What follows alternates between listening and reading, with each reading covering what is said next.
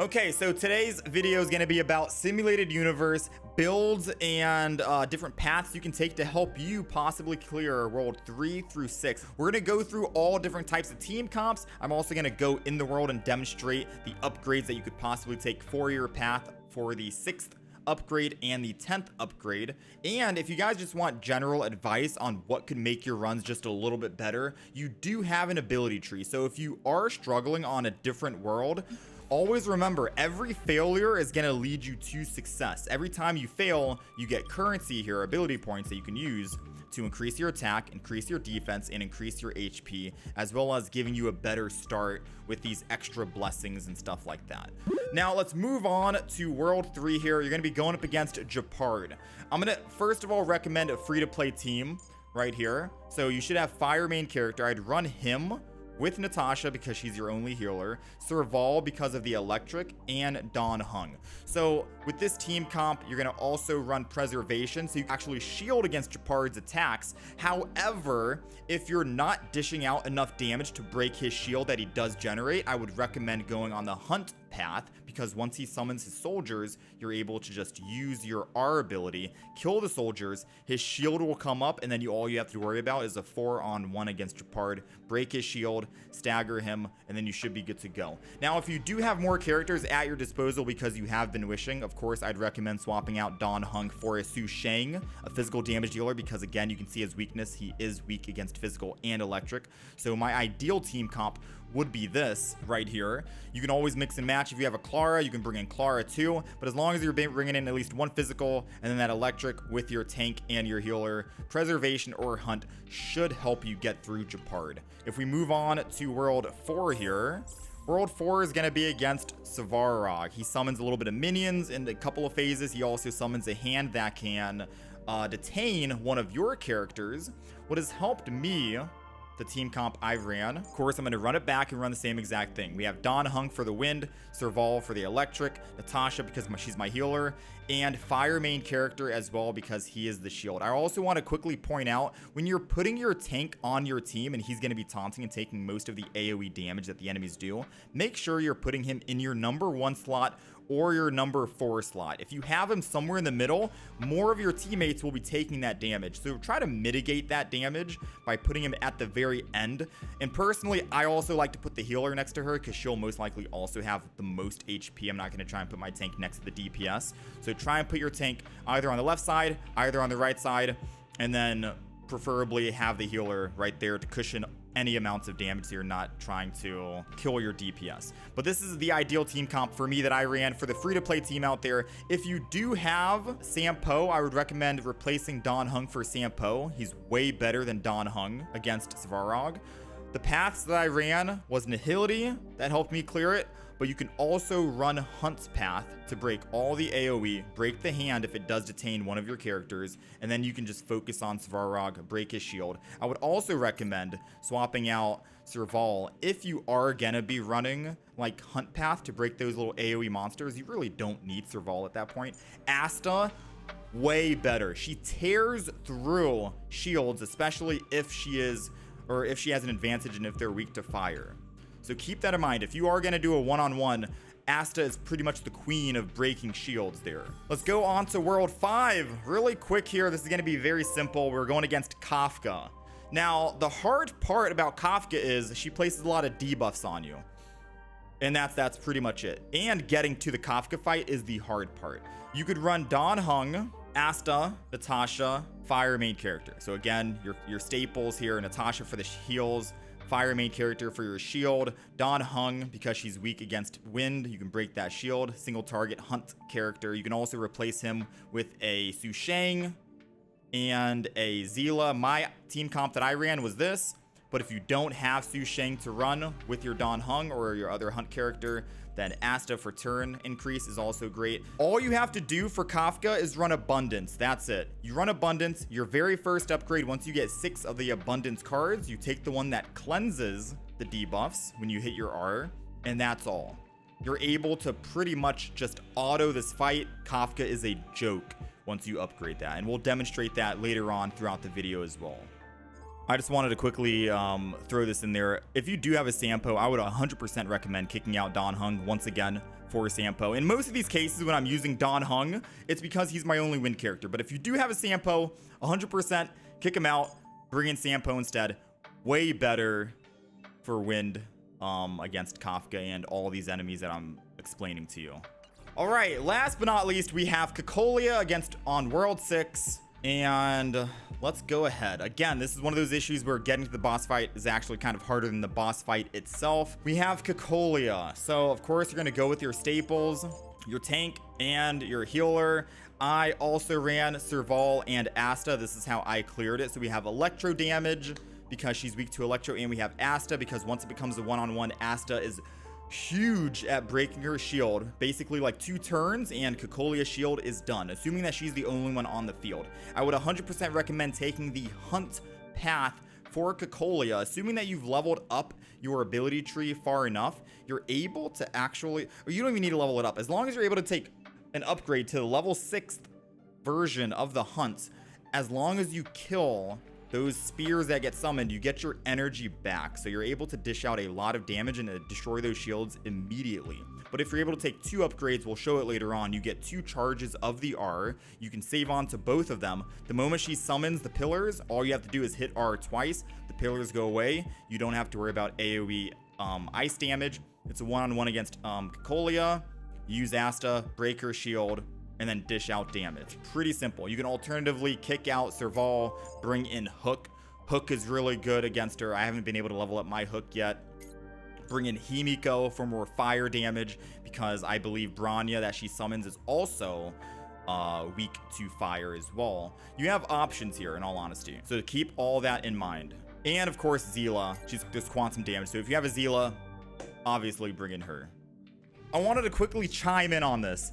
If you do have enough damage, like if you have enough fire damage and you're running like Himiko and Hook, and you have enough fire damage to break those spears that she does summon, but you're just dying, you don't have enough survivability, I would also recommend going abundance build on World 6 if you're able to manage with the ice spears that she summons, if you don't need to rely on Hunt. But if you feel like you do have enough survivability but you're not doing enough damage to actually break those spears, then Hunt is the option that you should be going with.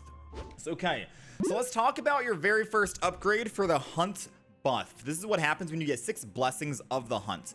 100% I would recommend bow and arrow first. What it reads is if the HP of the enemy is lower than 50%, you're guaranteed to score crit hits, and the crit damage is at 50%. Also, when the enemy is defeated, you regenerate 50% of that energy. So if there's a lot more enemies, you're able to just technically spam this.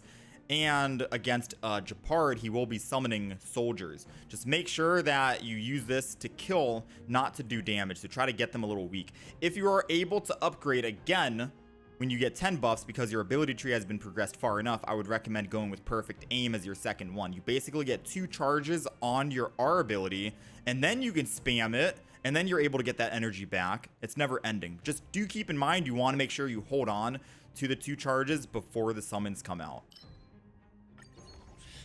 So we're gonna go bow and arrow on that.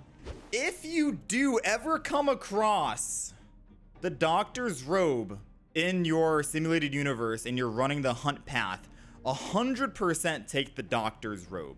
It is OP, so upon entering battle, you regenerate energy for your residents to the max, which basically means you're free to use it every single fight and get it back for the next fight, and you increase your damage by an extra 40%. Always take the Doctor's Robe if you're running the Hunt resonance. Highly recommend. All right, let's do it. Can't stop.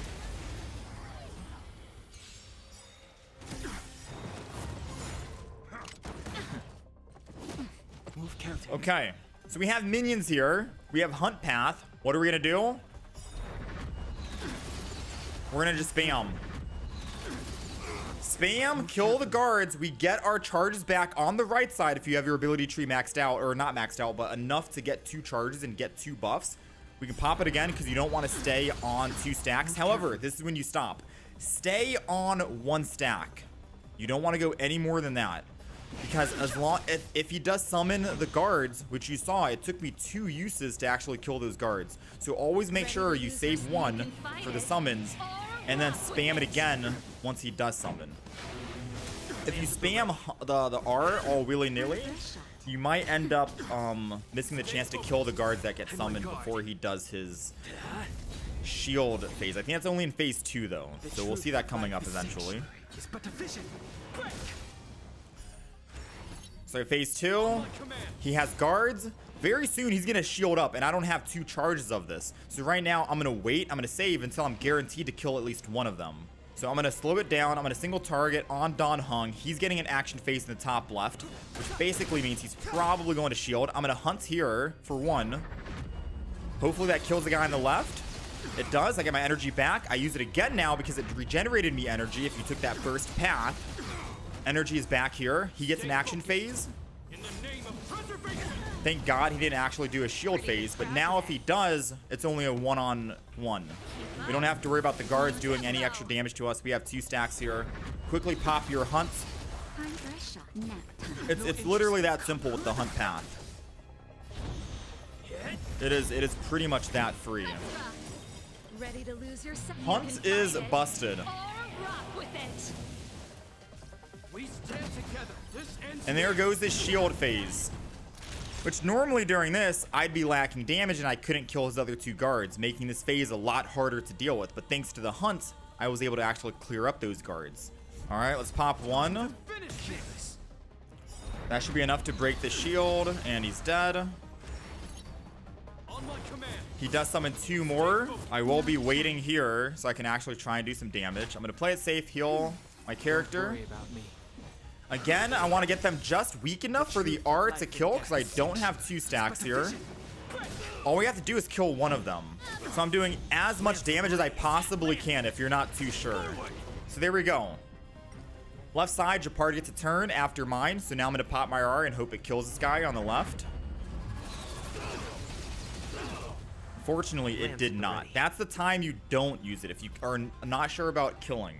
That's when you're actually screwed. That's why, demonstration purposes, you need to save both of your R abilities. So now the problem is you have to deal with 3 of these guys rather than 1 on this final phase. This is where probably a lot of people fall. Because the worst has already happened. Might as well break that shield. Enough, like, just do damage at this point, right? I will defend here.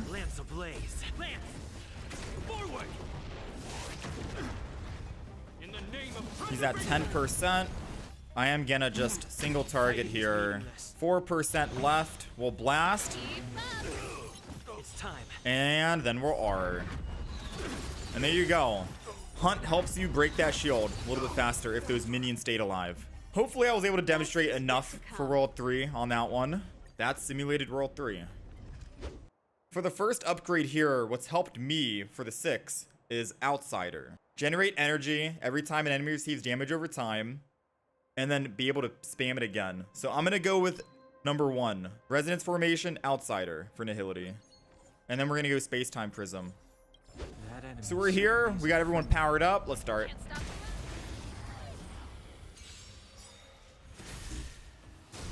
Path of Destruction just autos. Alright, so here we go. We got all the summons on Svarog. Of course, we have Serval to deal with those once we have our ultimate for AoE. But we want to make sure we start with the Nihility R. Make sure you end up spamming that because you will be able to get it back regardless. Every time they take damage over time, if you took that first buff, I think it was Outsider, then you'll be getting that energy back on the R. And hopefully we can see that on the right side too. As you can see, the stacks are slowly going up. Still at 50%. It's going up, about 70% now. All the robots are dying. We're at 95%. Our R is almost there. And it's back. Get to spam it again so soon on the next turn. And that is why I always recommend going with the energy regeneration rate as your first upgrade for the Nihility R. Your path resonance. I just wanted to basically show Nihility dominating these machines, you know?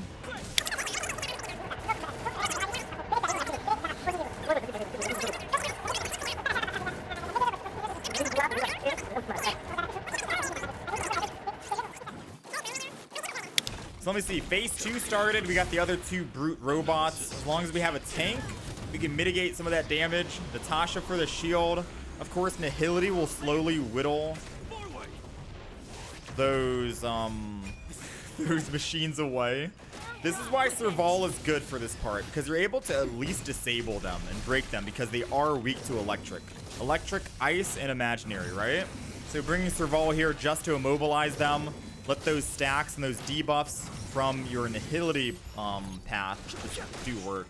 Yeah, so now my Natasha's, she ain't looking too hot right now on the last 50%. Natasha got taken twice, unfortunately. Is Natasha gonna die, I wonder? She should heal. Here she goes. She lived. So that was pretty unlucky. Natasha got taken twice. But Nihility, even if she did die, the boss would have died eventually. Nihility is just too strong against Svarog. Too good. Yeah, if you're trying to claim this, you're only getting 4-star relics. Please don't do that. Don't spend it on that. Save. Wait until World 5 and 6. All right. Okay, so the very first buff that I recommend you take against Kafka for World 5, once you hit 6 abundance cards, is gonna be the first one here. It might switch up for you, but it's the one that removes all character debuffs and applies 1 stack of subduing evils for 1 turn. Basically, you're able to negate another debuff on that stack, and you can have 5 stacks here. And it restores HP as well, once it negates it. All right, let's go. We need a strategy. Level up. And now we begin. And I should be able to just auto with Don Hung once we get rid of the minions. So we're at the beginning. I would advise heavily kill the minions first. Kill the minions first. They're not going to respawn. And whenever one of your characters gets dominated right here, yes, the correct term is dominated. The official turn is for that. So when Kafka does that to you, pop your cleanse to cleanse that. If you're not using Natasha, you can't get there in time. I'm gonna let the auto take over though for now. But pretty much what you want to do for the Kafka fight is kill the 2 minions first, and then you can focus on her. Always try to save your cleanse whenever she is in, I think, phase 2. It's a different, I think she charms you in stage 2, like 2 or 3 of your characters. That's the good time to do it. But of course, if you've upgraded your Path of Resonance and you have that periodic HP healing on your action bar on the left side, as you can see, then you should be fine. You should be able to auto this with no issue at all. Yeah, the R doesn't trigger until it absolutely needs to. Why is my Don Hung not using his E? So there goes the charm. Right here, she charmed 2 of our characters, you can see with the heart icon. That's when you would save your R to cleanse. So we're going into phase 3 now. I think the only difference between phase 2 and phase 3 is that she's able to charm more than 2 people. It's like 3 charms, but the rest is pretty much the same. All you have to do is really just AFK, go through. Of course, if you're bringing in a physical character, it'll be easier, like I mentioned. Someone that's not Natasha, Su Shang, or just go physical main character. You have so much healing that you're unkillable. Don't be scared. All right, and just like that, the battle is over. After 7 long minutes of AFK auto, get up, grab some food. Of course, that would have been a lot faster if I didn't bring in Asta and I swapped fire main character to physical. I just wanted to show you, even with the absolute worst team comp possible, still doable, and you don't even have to break a sweat, okay? All right, so the first buff that you end up getting for the hunt when you get 6 blessings, in my opinion, should be bow and arrow. So basically what this means is when the enemy's HP is lower than 50%, you are guaranteed to receive crit hits. We've already talked about this, I believe, on World 3 against Japard. We're using the same exact concept here and the same exact logic. Kakoli is going to keep summoning those ice shields or ice spears. You want to make sure you're able to get your energy back when you end up bursting them down. All right, so we're not going to be autoing this, obviously, but we have break efficiency, so you can see Asta just dominating that shield and destroying it. I am going to ult with Serval here, and then I will blast so we can finish the shield off here. And just like that, she's already down. Make sure we can shield with main character. Let her get back up. Summons the spear. All right, So we only have 1 stack of our R on the right side. You're able to get 2 stacks if you follow the 2 upgrades that I chose. Personally, right now, do not use it until you get 2, so you're guaranteed to actually break it. Saving here is key. Once you get 2 stacks, then you can pop it. Or if you break this thing low enough and you feel confident that your R will kill it. So I'm waiting here. We got 2. I pop 1 on the right side. It did kill. I got another one, and now I'm going to pop it again. But now you save. Don't use the last one. You never use that last one. You save because you need to make sure you have 2, because next phase, she's going to summon 2. You want to kill both immediately with 2 stacks, all right? Always, always, always be patient. The AoE attack, we got 2 stacks. All right, I hit 1 R. It didn't kill, but because I got 2 stacks, I can pop another one. There it goes. 28,000 damage, easy. Now she summons 2 spears, and we have 2 buffs here for the R, so I'm popping the R. I got it halfway, pop it again, kills it. I get 2 stacks back, pop it one more time, and just like that, spears are gone. No AoE ice to deal with. Fire main character can we can start working on Bronya. Bronya is who you want to focus on, because as long as you can make it a one-on-one on phase 2 with Cocolia, Asta will keep burning that shield, and you'll have an easy phase 2. Phase 3 will be very easy once you get there. Phase 2, in my opinion, is the hard part. Since I'm on Serval and she doesn't really have any weakness break for Bronya, I will be focusing on Cocolia. If I can just get her down, it's fine. It buys us more time to try and do damage to Bronya. And of course, main character breaks Bronya, and we are smooth sailing. Second phase, I think, is when you want to start defending on main character. All right, here comes the big attack. But as long as we can break her down, we are safe. Like so. We do have 2 procs here, and I did always mention never get stay on it, but there are situations when you want to. Look at the action order on the left side. Cocolia gets a turn very soon. Once she comes back, she's going to summon 2 more spears, and if you save while that happens, you'll be doing a lot more damage than if you used it now. So if we save, we're able to dish out probably like 30,000 more damage, something. 40,000 more, because we'll be able to proc it 3 times versus just 1 right now. E there. Let her come back. She summons 2. I R immediately. I R again. That's twice now. 45,000. Another 45, 60,000. That's 100,005. Right there, I just did 130,000 damage. All because we were patient and we waited. That is the power of waiting and not using your R's immediately. Especially when you're on hunt build. Power of the preservation. This is the phase you want to be using E on main character. 1,000,000%. Feel the freeze. Oh, fuck, Natasha died. Lord. Still winnable. The RNG sucks so much. The last 50% should be very simple now. As long as you keep breaking her shield, it seems like she just doesn't summon. Either that or it's RNG. Truly, I have no idea. I'm okay. Now. You can fight it or rock with it. I should just send it. The 1%.